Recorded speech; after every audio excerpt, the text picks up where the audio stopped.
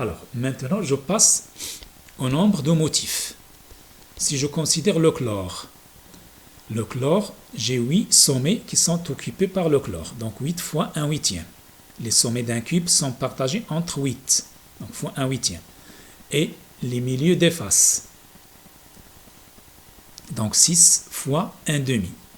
J'ai 6 chlores sur les milieux des faces. Donc 6 fois 1 demi. Et au total, je vais avoir 4 chlores par maille.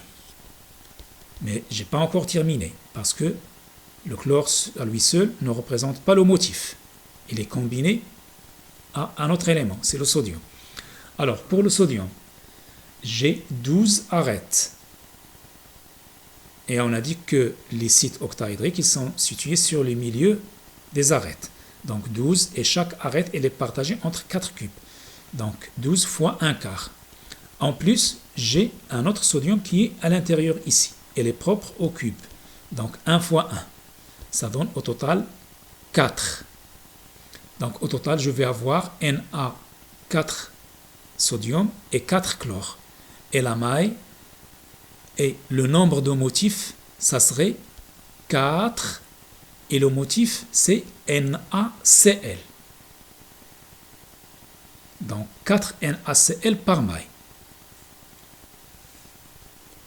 En ce qui concerne la coordinance, donc le sodium, on a dit qu'il est situé sur un site octaédrique, donc ça va de soi, il est entouré par 6 anions. Bon, si je considère celui-là, ce sodium, vous voyez 1, le premier sodium, le premier chlore, le deuxième de l'autre côté, le troisième à droite, le quatrième à gauche, le cinquième en haut et le sixième en bas. Donc 6 chlores. Je peux faire la même chose pour celui-là, mais je dois tenir compte des mailles qui sont à côté. Et je trouverai toujours 6 à une distance de A sur 2. Pour le chlore, ça va être la même chose. Elle est entourée de 6 sodium. Je peux le visualiser ici, comme je peux le visualiser en tenant compte la translation que j'ai fait tout à l'heure. Alors, si je considère ce chlore par exemple, elle est entourée de 4 sodium sur le même plan, vous voyez là, devant, à gauche, à droite, en bas, et le sodium des centres du cube qui est en haut. Ça va donner 6. Les conditions géométriques de stabilité pour le cas de structure de type NaCl. Il faut apprendre ce genre de nomenclature. Lorsque je dis structure de type NaCl, vous devez comprendre que l'anion, elle va former un cubique à face centrée. Et le cation, il va occuper les sites octaédriques. Lorsque je dis structure de type CsCl, vous devez comprendre que le cation, elle va former un cubique. L'anion, il va former un cubique simple. Et le cation, il sera situé au centre de ce cube. Alors, je reviens aux conditions géométriques de stabilité. Donc, suivant une arête, vous voyez là, c'est la distance la plus proche où il y a succession cation, anion, cation, anion, ainsi de suite. Donc, c'est là où il y a interaction et par conséquent, il y aura tangence.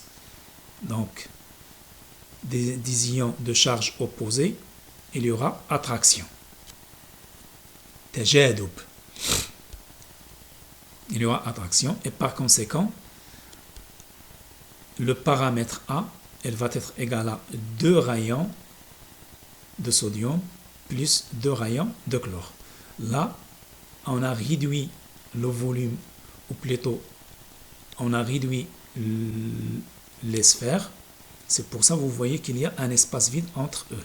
Mais dans la réalité, si on veut garder la proportionnalité des rayons des éléments, il y aura tangence. Alors, donc selon une arête, j'ai 2 rayons cationiques plus 2 rayons anioniques égale à le paramètre A. Pour les anions, la plus courte distance où je vais avoir une succession d'anions, anion, anion, anion, c'est selon la diagonale d'une face. J'ai 4 rayons anioniques, mais puisqu'il y aura répulsion, il y a un petit vide entre ces cations, ces anions. Et par conséquent, au maximum, ils seront égaux à A racine de 2. Ça veut dire la distance de la diagonale d'une face.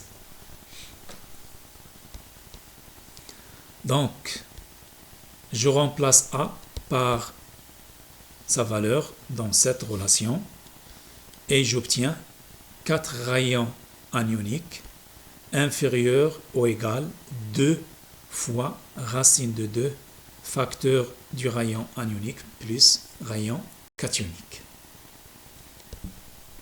En faisant la simplification comme la dernière fois, je simplifie par 2 ici et je divise par R-1.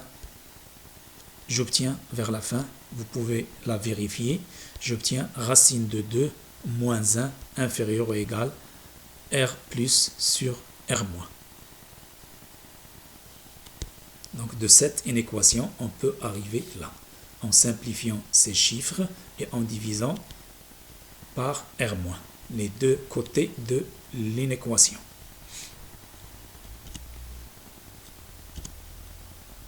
Donc, les bornes supérieures de cette inéquation, elles seront définies par les conditions de stabilité de la structure CSCl. Donc, si le rayon cationique sur le rayon anionique dépasse cette valeur, le composé il va cristalliser dans la structure CSCl. Mais s'il est inférieur à cette valeur et supérieur à cette valeur-là, il cristallise dans la structure de type NaCl. Donc voilà les conditions géométriques de stabilité pour la structure de type NaCl. Donc elle est comprise entre racine de 2 moins 1 et racine de 3 moins 1. Donc rappelez-vous, ça c'est à apprendre. Vous devez apprendre par cœur ces conditions de stabilité, cette partie-là. Et vous devez comprendre la démonstration. Donc vous ne voulez pas apprendre par cœur, vous devez être capable de faire la démonstration, mais vous allez perdre du temps. Donc vous devez connaître les deux, comment faire la démonstration et l'appliquer directement si on ne demande pas de démontrer. Mais c'est simple. Donc les bornes c'est 1, racine de 3 moins 1, racine de 2 moins 1 et on verra la suite. Les composés qui cristallisent dans ce type de structure, donc dans la structure de type NaCl, c'est les halogénures d'alcalin, donc IF, NaF, KF, KCl et ainsi de suite.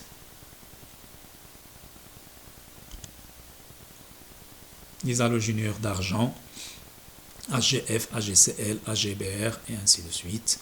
Un certain nombre d'oxydes de type MO avec M égale à Mn, Fe, CO, Ni, Cd et ainsi de suite. Et un certain nombre de sulfures et de sélénures.